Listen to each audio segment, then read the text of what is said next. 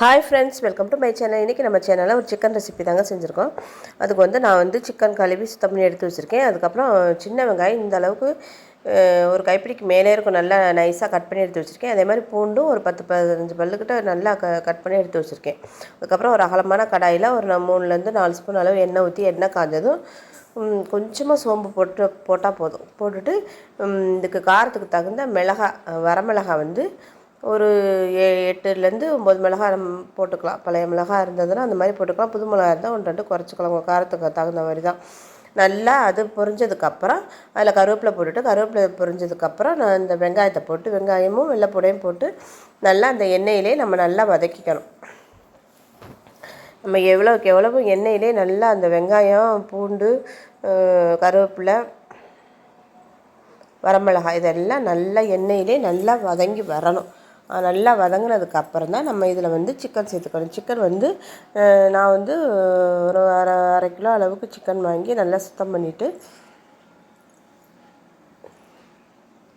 கழுவிட்டு நல்லா 2-3 தடவை கழுவிட்டு மஞ்சள் தண்ணியிலையும் நான் வாஷ் பண்ணி எடுத்துக்க போகிறேன்.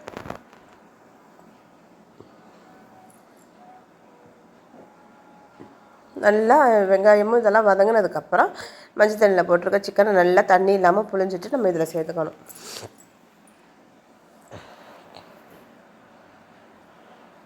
இதில் சேர்த்துட்டு நல்லா மிக்ஸ் பண்ணிவிட்டு அந்த வெங்காயம், மிளகாய் இதோடு சேர்த்து அதுவும் இன்னும் கொஞ்சம் நேரம் நல்லா எண்ணெயிலே நம்ம வதக்கி விடணும். அதிலே அது கொஞ்சம் வெந்து வர்ற அளவுக்கு நல்லா அந்த வெங்காயத்தோட இது காரம், மிளகாயோட காரம்லாம் அதில் நல்லா சேர்கிற அளவுக்கு கொஞ்சம் நேரம் வதக்கி விட்டால் போதும். கொஞ்சம் நேரம் வதக்கி விட்டுட்டு நம்மளுக்கு வெறும் வரமிளகாய் மட்டுமே போட்டு நம்ம காரத்துக்கு இன்னும் கூட போட்டிருந்தா நம்ம காரத்துக்கு ஓகே, நம்ம மிளகாத்தூள் சேர்க்க வேண்டாம். நான் இன்றைக்கி கொஞ்சம் மிளகாத்தூளும் சேர்த்து தான் செய்கிறேன். எனக்கு மிளகாய் வந்து கொஞ்சம் பத்தாத மாதிரி தெரிகிறதுனால நான் கொஞ்சம் மஞ்சத்தூள், ஒரு அரை ஸ்பூன் அளவுக்கு மிளகாத்தூள் சேர்த்துருக்கேன். ஏன்னா நான் மிளகாயே ஒரு 10 மிளகாய், 7, 8, 9 மிளகாய் கிட்ட போட்டிருக்கேன். ஸோ இப்போ ஒரு அரை இதில் வந்து அது கடைசியில் நம்ம கொஞ்சம் காரம் பத்தலைன்னா நம்ம இன்னொன்று ஆட் பண்ணிக்கலாம். அதனால் நான் ஒரு அரை ஸ்பூன் அளவுக்கு போட்டிருக்கேன். போட்டு நல்லா மிக்ஸ் பண்ணிவிட்டேன். நல்லா எல்லா இடத்துலையும் பரளவுக்கு மிக்ஸ் பண்ணிவிட்டு நம்ம தண்ணி விடணுன்ற அவசியமே இல்லை. ஏன்னா சிக்கன்லேருந்து தண்ணி அதுவே விடும். அதனால் நம்ம தண்ணி ஊற்ற வேண்டாம். ஏன்னா இது வந்து நம்ம ட்ரையாக தான் பண்ண போகிறோம். அதனால் ஃப்ரை தானே, அதனால் நம்ம தண்ணி ஊற்றாமல் பண்ணணும். தண்ணி ஊற்றினோம்னா அப்புறம் தண்ணி ஊற்றுறதுக்கே ரொம்ப நேரம் நம்ம வச்சுட்ருக்கணும். அதனால் இப்போதைக்கு தண்ணி அது எவ்வளோ தண்ணி விடுதுன்னு பார்த்துட்டு தேவைப்பட்டால் அப்புறம் ஒரு அரை கிளாஸு நம்ம ஊற்றிக்கலாம். இந்த அளவுக்கு நல்லா வெந்து வந்ததுக்கப்புறம் நம்ம மூடி நம்ம இடையில எடுத்துகிட்டு நம்ம கிளறி விட்டுக்கிட்டே இருக்கணும்.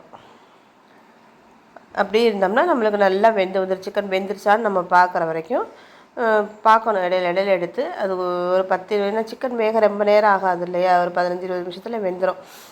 கொஞ்சம் அதாவது வெந்ததுக்கப்புறமே நம்ம இதுக்கு தேவையான உப்பு போட்டுக்கணும். நான் இதில் கல் உப்பு தான் போட்டிருக்கேன். கல் உப்பு போட்டு கொஞ்சமாக ஒரு 1/4 கிளாஸ் அளவு தண்ணி ஊற்றி நல்லா மிக்ஸ் பண்ணி விட்டுட்டேன். அது நல்லா வெந்து வந்துருச்சு. இப்போ நம்மளுக்கு உப்பு வரப்பு எல்லாமே போதுமானு செக் பண்ணிக்கலாம். இன்னும் கொஞ்சம் நேரம் வேகணும். அதனால் இன்னும் கொஞ்சம் நேரம் வேக வச்சுருக்கேன். இப்போ வந்து இதில் வந்து கருவேப்பிலை தூவிக்கலாம்.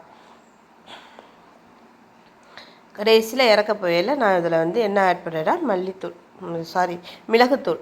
மிளகு வந்து மிக்சியில் போட்டு அடிச்சுட்டு நிறையவே அடித்து எடுத்து ஒரு டப்பாவில் வச்சுட்டு இதில் ஒரு ஸ்பூன் அளவுக்கு நான் சேர்த்துருக்கேன். ஒரு ஸ்பூன், ஏன்னா நம்ம வந்து மிளகாயும் போட்டிருக்கோம், மிளகாய் தூளும் ஒரு அரை ஸ்பூனுக்கிட்ட போட்டிருக்கோம். ஸோ அதனால் கொஞ்சமாக மிளகு தூளோடு சாப்பிட்டா தான் இந்த உப்பு கறி வந்து டேஸ்ட்டாக இருக்கும். இது வந்து சிக்கன் உப்பு கறி தான். அதனால் மிளகுத்தூள் கண்டிப்பாக போடணும். நீங்கள் மிளகாயோட அளவை கொஞ்சம் குறைச்சிட்டு கூட மிளகுத்தூளோட அளவை கொஞ்சம் கூட்டியும் போட்டுக்கலாம். அது நம்மளோட சாய்ஸ் தான். நான் 1 ஸ்பூன் அளவு போட்டிருக்கேன். செம்ம டேஸ்டியாக இருக்குங்க. இது தயிர் சாதம், ரசத்துக்கு எல்லாத்துக்குமே செம்ம காம்பினேஷனாக இருக்கும் இந்த சிக்கன் உப்பு கறி. நீங்களும் செஞ்சு பார்த்துட்டு எப்படி இருக்குன்னு சொல்லுங்கள். தேங்க்யூ.